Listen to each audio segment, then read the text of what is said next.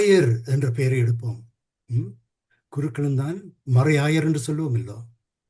அந்த ஆயருடைய கடமை என்ன?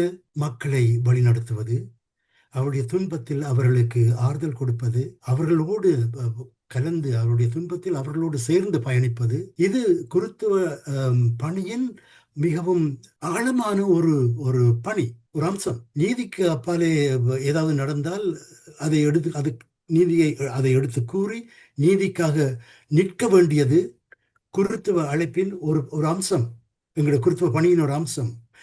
ஆயர் என்ற அந்த உபமானம் தான் மிக முக்கியமான உபமானம். பிஷப் என்று தமிழ் சொல்கிறார்கள். இப்போ அதில் முக்கியம் பிஷப் என்ற கருத்து தமிழ் மொழிபெயர்ப்பிலே அதில் கண்காணிப்பு என்று தான் இருக்கு. அப்போ இயேசு சொல்லவில்லை நானே நல்ல கண்காணி, என்னை பின்பற்றுங்கள் என்று. இயேசு சொன்னார் நானே நல்ல ஆயன்.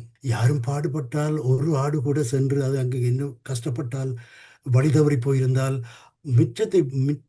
மற்ற ஆயல்கள் ஆடுகளை விட்டுவிட்டு மந்தையை விட்டுவிட்டு அதை தேடி போய் மீட்டு தோளில் சுமந்து வருவதுதான் ஆயன். இயேசு தன்னை தன்னை பற்றி சொல்லுகின்றார். அதைத்தான் நாங்கள் செய்ய வேண்டும். சும்மா பகட்டுக்கும் வசதிகளுக்குமாக பணி செய்கிற அழைப்பு இல்லை இது.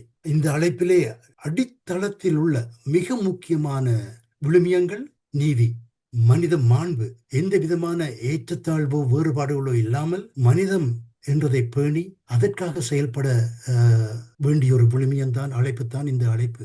யாரும் பாதிக்கப்பட்டால் நிச்சயமாக அவர்களுக்கு ஆறுதல் கொடுக்க வேண்டும், அவர்களுக்கு குரல் கொடுக்க வேண்டும்.